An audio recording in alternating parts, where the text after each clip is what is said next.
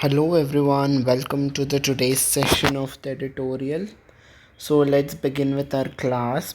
So the title of the today's tutorial is At the Precipice of Shame. Precipice का मतलब होता है Precipice यहाँ पे वैसे तो precipice का मतलब होता है किसी भी कोई भी जो माउंटेन होता है ना उसका जो ये पॉइंट होता है, ये जो क्लिफ होता है, टॉप पॉइंट, उसे कहते हैं पर्सिपाइस। पर यहाँ पे कैसे वो यूज़ हुआ है, मतलब यहाँ पे शर्म की जो कहते हैं आप सारे हदों को पार कर चुके हैं, मतलब आप उस बेशर्मी की कगार पे आ गए हैं। That is what author is telling. यहाँ पे इंडिया को क्रिटिसाइज़ कर रहे हैं ऑथर, तो कह रहे हैं कि आप बेशर्मी की कगार पे पहुँच गए हैं। किस चीज़ पे? On the Gambia and Uzbekistan cough syrup death. जो गाम्बिया और उज़्बेकिस्तान में इंडिया के द्वारा कफ सिरप सप्लाई किए गए थे, वो पीने से बच्चों की डेथ हो गई थी। उस मामले पे जिस तरीके से इंडिया काम कर रहा है ना, तो वो है ना, इंडिया सही से काम नहीं कर रहा है। इसीलिए ऑथर ने क्रिटिसाइज़ किया है कि आप बेशर्मी के हद पे पहुंच गए हो, उस टॉप पॉइंट पे पहुंच गए हो बेशर्मी के, ठीक है। Not taking corrective measures is what undermines the trust in Indian pharmaceutical industry. Corrective measures मतलब जो भी सही तरीके से अगर कुछ इशू होता है तो उससे सॉल्व करना, सही तरीके से एक्शंस लेना, तो वो जब नहीं लेते हैं इंडिया, तो ये अंडरमाइन करता है। अंडरमाइन मतलब कम कर देता है। किस चीज़ को कम करता है? ट्रस्ट को कम कर देता है इंडियन फार्मास्यूटिकल इंडस्ट्री में। मतलब जो इंडिया की फार्मास्यूटिकल इंडस्ट्री में लोगों का ट्रस्ट है वो कम हो जाता है जब इंडिया करेक्टिव मेजर्स नहीं लेता है, ठीक है। मैंने पूरे आर्टिकल को हिंदी में भी ट्रांसलेट किया है ताकि अगर आपको कुछ समझ में नहीं आता है तो आप उसे हिंदी में पढ़ के आसानी से उसे समझ सकें, ठीक है।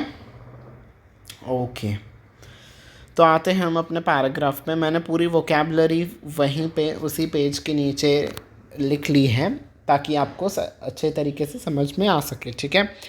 December 21 and December 2022 could not have been more contrasting for India's pharmaceutical industry. अगर इंडिया की फार्मास्यूटिकल मतलब ये जो दवाइयाँ होती है ना, ड्रग्स, दवाइयाँ, ये जो सारी इंडस्ट्री होती है इसे हम कहते हैं फार्मास्यूटिकल इंडस्ट्री। तो इंडिया की जो ये फार्मास्यूटिकल इंडस्ट्री ना, उसके लिए जो दिसंबर 2021 का महीना था और दिसंबर 2022 का महीना था, ये कुछ ज़्यादा अलग से नहीं है। क्यों अलग नहीं है?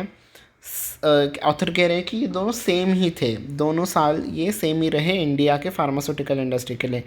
लास्ट ईयर, पिछले बार, इट वॉज हेल्ड का मतलब होता है to hail someone is to greet them और to say good things about them, ठीक है। इट मतलब यहाँ पे इट किसके लिए यूज़ हुआ है? इंडियन फार्मास्यूटिकल इंडस्ट्री के लिए। तो इंडियन फार्मास्यूटिकल के बारे में अच्छी अच्छी बातें, मतलब तारीफ़ें की गई थी।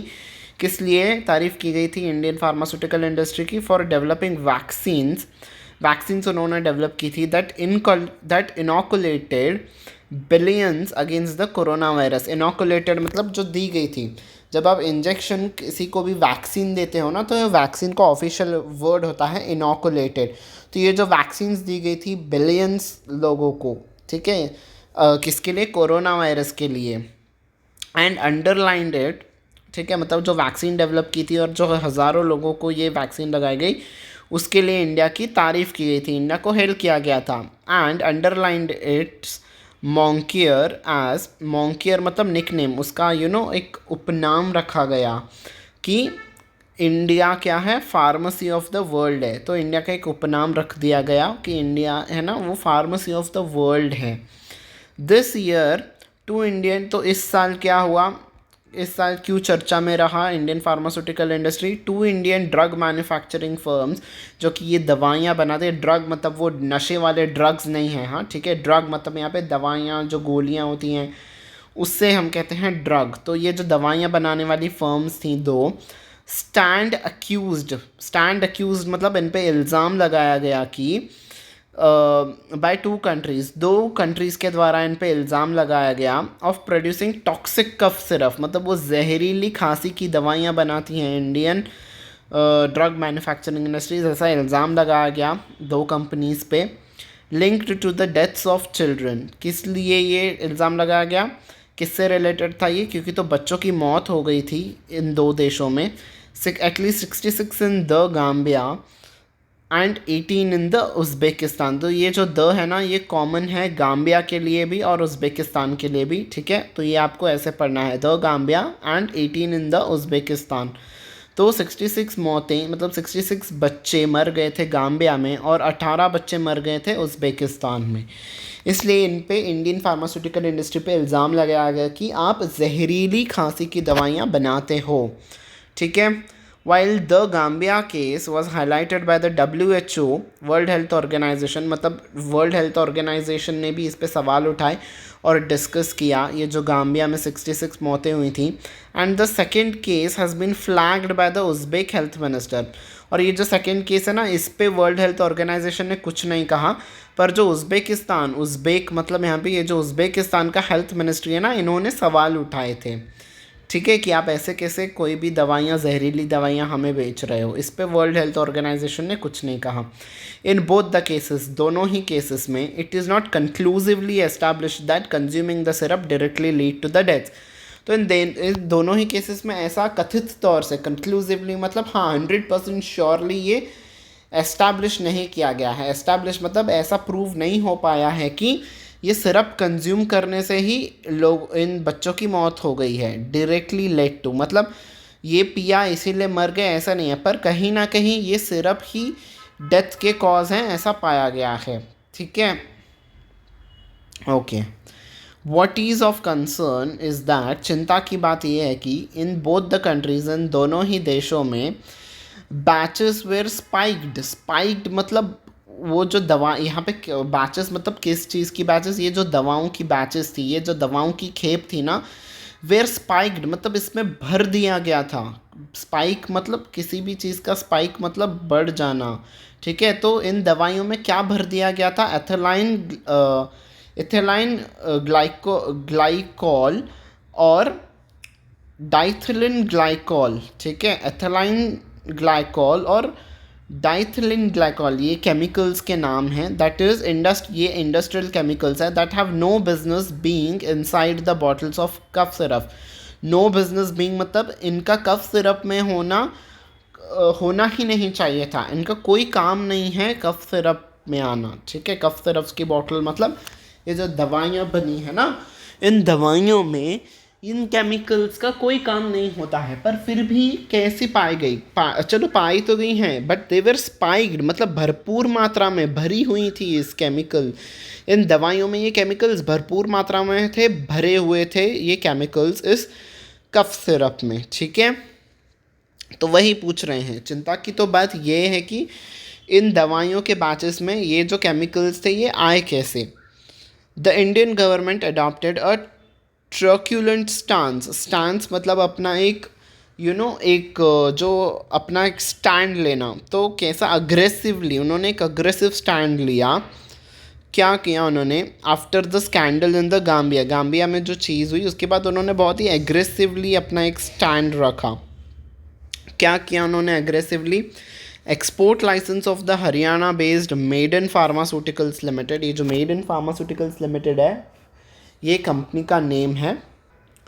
तो इस कंपनी का यानी कि ये जो मेडन फार्मास्यूटिकल्स लिमिटेड है, ये जो दवाइयाँ बनाती हैं, ठीक है, तो इस दवाई कंपनी का इन्होंने एक्सपोर्ट लाइसेंस वॉज रिवोक्ड। देखो यहाँ पे ग्रामर आपको ऑब्जर्व करनी है, the export licence was revoked, ये वॉज रिवोक्ड किसके लिए लिखा है, इस एक्सपोर्ट लाइसेंस के लिए।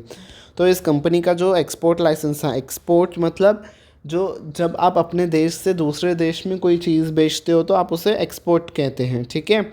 और जब दूसरे देश से हम अगर कुछ परचेज़ करते हैं तो उसे इंपोर्ट कहते हैं। मतलब अब ये जो कंपनी है दूसरे देशों में अपने दवाइयों को नहीं बेच पाएगी, बंद कर दिया गया है, बैन कर दिया गया है इस कंपनी को, ठीक है। मतलब अब ये दूसरे देशों में तो नहीं बेच पाएगी, इंडिया का तो पता नहीं पर दूसरे देशों में तो ये बिल्कुल भी नहीं बेच पाएगी। Which supplied the syrup to the Gambia was revoke. देखो अब आप ऐसे पढ़ोगे ना, which supplied the syrup to the Gambia was revoke, मतलब गाम्बिया को रिवोक कर दिया, ऐसे नहीं। इसीलिए मैंने यहाँ पे ग्रामर आपको ग्रीन कलर से मार्क किया है। कि ये जो एक्सपोर्ट लाइसेंस है ना, ये रिवोक किया गया है इस कंपनी का जो जिन्होंने सप्लाई किया था सिर्फ गाम्बिया को। ठीक है, होप ये आपको क्लियर हुआ ना बच्चा। ठीक है बेटा, इतनी बात आपको क्लियर हो गई। Indian authorities rather than investigating.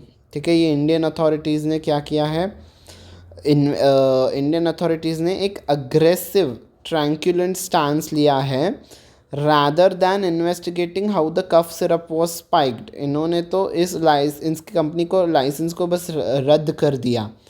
ये इन्होंने फाइंड करने की कोशिश ही नहीं की कि इन कफ सिरप में ये कैसे ये केमिकल्स कैसे भर दिए गए, ये फाइंड नहीं किया, बस कंपनी का इन्होंने लाइसेंस रद्द कर दिया।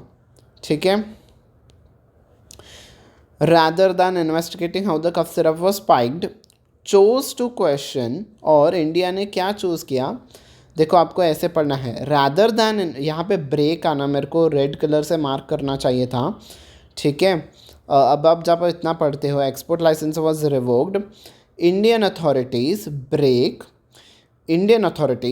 rather than investigating how the cough syrup was spiked, Indian authorities ने ये इन्वेस्टिगेट करना ज़रूरी नहीं समझा कि इस कफ सिरप में कैसी दवाइयाँ भर दी गई, पर उन्होंने क्या चूज़ किया, टू क्वेश्चन। उन्होंने क्वेश्चन किया WHO का जो असेसमेंट था, जो WHO ने फाइंड किया था कि that it was the cough syrup that caused acute kidney injury linked to the deaths. तो ये जो WHO ने असेस किया था, मतलब WHO ने फाइंड किया था कि इस कफ सिरप की वजह से बच्चों की किडनी पे इंजरी आई, मतलब उनकी किडनी ख़राब हो गई और उनकी डेथ हो गई। ठीक है, तो ये पूरा पैराग्राफ बच्चा क्या है, आपको क्लियर हो गया।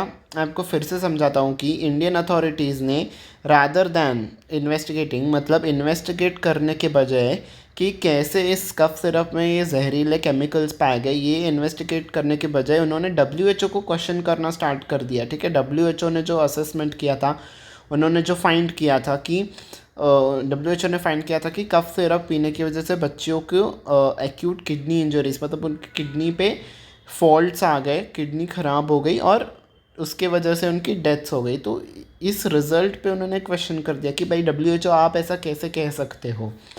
उसका उन्होंने आगे दिया है कि जो इंडिया का जो drugs controller general of India है, DGCI, उन्होंने ब्रेजन आउट किया है। ब्रेजन समथिंग आउट का मतलब होता है act confidently and admit that and not admit that problem exist. मतलब उन्होंने बहुत कॉन्फिडेंस के साथ कहा कि भाई WHO आप ऐसे कैसा कह सकते हो। WHO को उन्होंने एक लेटर लिखा सजेस्टिंग दैट, उसमें क्या लिखा था कि own test of control samples, मतलब of control samples of the made in pharma product.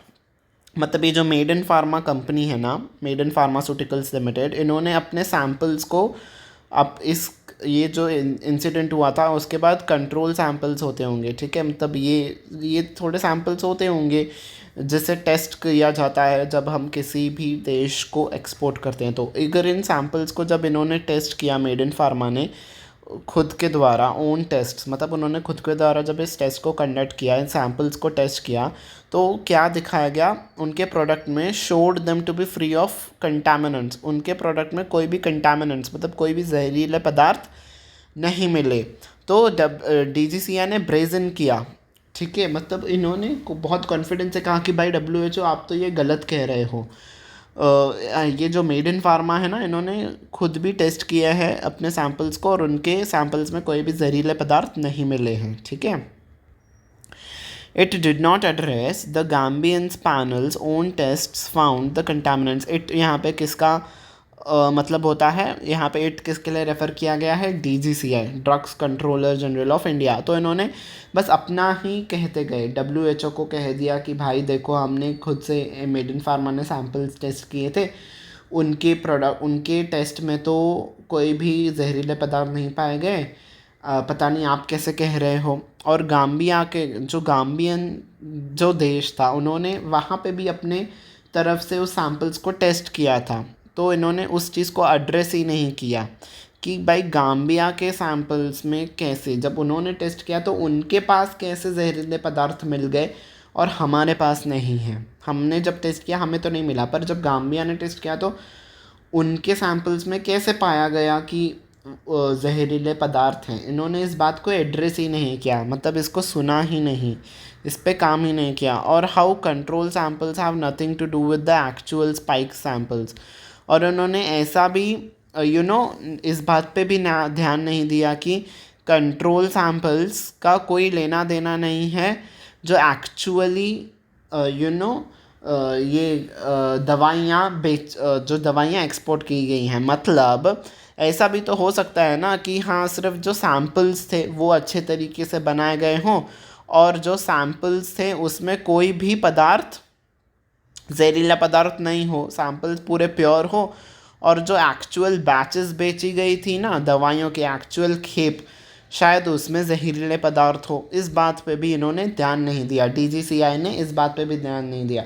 बस हम ही सही हैं और WHO पे क्वेश्चन कर दिया कि भाई हम सही हैं आप गलत हो, ठीक है। द DGCI एंड सब्सिक्वेंटली मतलब इनके बाद DGCI और उसके बाद हेल्थ मिनिस्ट्री ने क्या चूज़ किया, chose to their after take the line मतलब उन्होंने ऐसा डिसीजन लिया कि Gambian scandal was the part of conspiracy का मतलब होता है एक्शन ऑफ प्लॉटिंग और कंस्पायरिंग। कंस्पिरेसी मतलब एक साजिश रची गई है। पहले DGCI ने, फिर हेल्थ मिनिस्ट्री ने कहा कि भाई हमारे खिलाफ एक साजिश रची गई है, ये एक साजिश का पार्ट है टू मलाइन मतलब अटरली इंजूरियसली मिसलीडिंग और false reports about someone. Malign मतलब किसी के बारे में भी कुछ भी झूठ मूठ कह देना और बहुत ही खराब बातें कहना, जिससे सामने वाले की इंसल्ट हो, उनका स्तर नीचे गिर जाए, ठीक है, उसे कहते हैं मलाइन। ठीक है, मलाइन का रूट वर्ड है माला का मतलब होता है बैड, ठीक है। तो मलाइन मतलब ये जो सभी चीज़ हुई है ना, ये जो गाम्बिया में ऐसी दवाएं मिली हैं, ये एक साजिश रची गई है। किसी ने तो हमारे खिलाफ साजिश रची है, इंडिया के खिलाफ साजिश रची गई है, ताकि किस लिए साजिश रची है, टू मलाइन इंडिया का जो रेपुटेशन है as a supplier of pharmaceutical goods. हमने पढ़ा था ना, pharmacy of the world, India को फार्मेसी ऑफ द वर्ल्ड कहा गया है। तो फार्मास्यूटिकल गुड्स इंडिया अच्छा नहीं बेचता है, ऐसी साजिश रची गई है और इंडिया का नाम खराब करने की कोशिश की गई है, ऐसे DGCI और हेल्थ मिनिस्ट्री ने कहा, ठीक है। In the case of Noida base, तो गाम्बिया में तो मेड इन फार्मास्यूटिकल्स था। और अब हम आ जाते हैं उज़्बेकिस्तान पे। तो ये जो एक नोएडा बेस मतलब नोएडा में स्थित है ये Marion Biotech which made the DOK1 max syrup. ये सिरप का नाम है, ठीक है, DOK1 मैक्स। तो ये कफ सिरप का नाम है, associated with the deaths in Uzbekistan. तो यही वो दवा थी जो मैरियन बायोटेक ने बनाई थी, जो कि उज़्बेकिस्तान भेजी गई थी। तो the government has again revoked the export licence. तो इस केस में भी गवर्नमेंट ने ये जो मैरियन बायोटेक है इसका भी एक्सपोर्ट लाइसेंस रिवोक कर दिया, मतलब बैन कर दिया एक्सपोर्ट का। अब वो एक्सपोर्ट्स नहीं कर पाएगी ये company. And reportedly ordered a freeze on its production facilities. मतलब अब आगे से, मतलब इस दिन के बाद से, मतलब जिस दिन से ये ऑर्डर पास किया गया, इस दिन के बाद से अब ये मैरियन बायोटेक कोई भी नई दवाएं नहीं बनाएगी, उसके प्रोडक्शन को रोक दिया गया, ठीक है। Because it is early days and there is no WHO verdict on the causes of contamination here. मतलब ये अभी ही शायद ये रिसेंटली हुआ है उज़्बेकिस्तान वाला मामला, और इस पे WHO ने भी कोई अपनी टिप्पणी नहीं दी है, कोई जजमेंट नहीं दी है। गाम्बिया वाले केस में WHO ने कह दिया था कि भाई इंडिया से ये जो सिरप आया है ना, इसी की वजह से बच्चों की किडनी ख़राब हुई है और इसी की वजह से बच्चों की डेथ भी हो गई है। पर WHO ने इस केस में, उज़्बेकिस्तान वाले केस में कुछ भी अब तक नहीं कहा है। इसीलिए the Indian government has sought to adopt wait and watch position. मतलब इंडियन गवर्नमेंट ने भी अभी इस पर कुछ नहीं कहा है, और वेट एंड वॉच मतलब अभी हम इंतज़ार करते हैं, फिर देखते हैं कि आगे क्या करना है और आगे क्या कदम उठाने हैं। अब हाल फिलहाल के लिए तो हम कुछ नहीं कर रहे हैं। इंडियन गवर्नमेंट ने ये अप्रोच लिया है, सॉट मतलब ये अपनाया है, ठीक है, वेट एंड वॉच का रास्ता इन्होंने अपनाया है.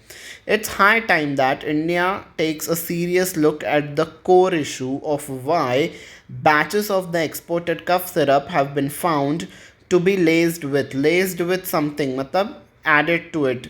तो अब ये इट्स हाई टाइम मतलब अब समय आ गया है कि इंडिया को एक सीरियस लुक, मतलब बहुत सीरियसली इस पे काम करना चाहिए कि किस पे काम करना चाहिए, कोर इशू, ये जो इम्पोर्टेंट इशू है ना कि वाई बैचेस ऑफ एक्सपोर्टेड कफ, मतलब जो खेप भेजी गई थी कफ सिरप्स की, उसमें क्यों पाया गया लेस्ड विथ मतलब बैनड केमिकल्स, जो केमिकल्स बैन किए गए हैं वो कफ सिरप में क्यों पाए गए हैं, लेस्ड विथ मतलब उसमें क्यों मिलावट ऐसी पाई गई है. रादर दैन प्ले विक्टिम मतलब कि हम किसी चीज़ का शिकार हुए हैं. पिछले पैराग्राफ में हमने पढ़ा ना कि भाई हमारे साथ तो साजिश रची गई है और इंडिया का नाम बदनाम करने की कोशिश की है. ऐसा विक्टिम कार्ड, हम कहते हैं ना विक्टिम कार्ड प्ले कर रहा है कि हमारे साथ तो भाई हमें फंसाया जा रहा है. ऐसा सब कुछ कहने के बजाय इंडिया को खुद से ये जानने की कोशिश करनी चाहिए, खुद से ये इन्वेस्टिगेट करना चाहिए कि आखिर क्यों ऐसे केमिकल्स हमारे भेजी हुई दवाओं में पाए गए हैं. वाइल मिस्टेक्स हैपन, माना कि गलतियां कभी कभार हो जाती हैं, पर not taking corrective measures is what threaten India's image and undermines trust in industry.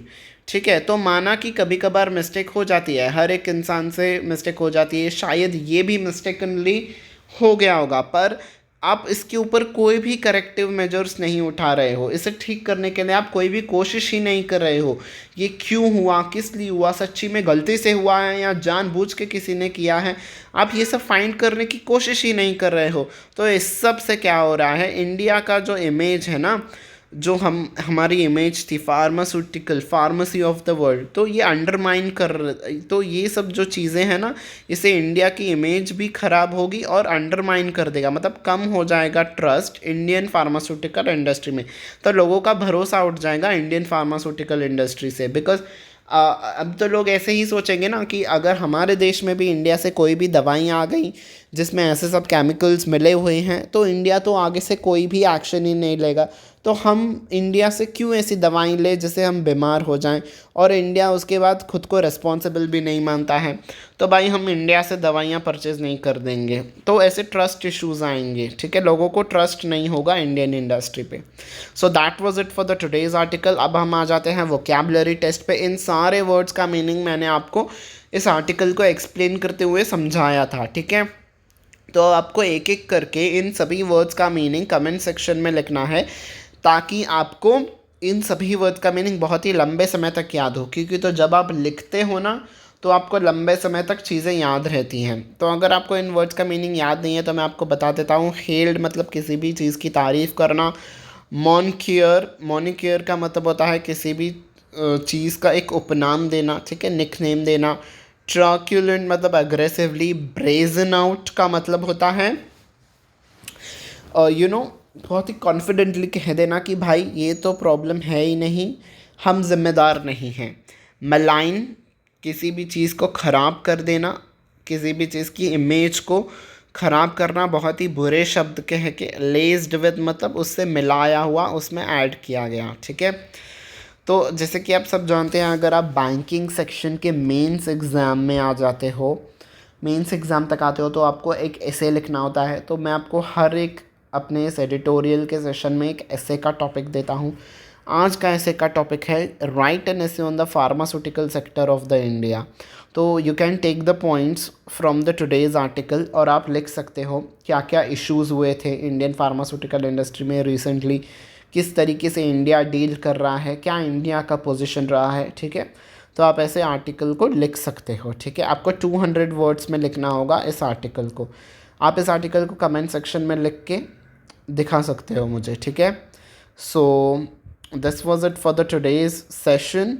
Now I will be winding up. ठीक है, so until we meet next time, so bye bye everyone and take care.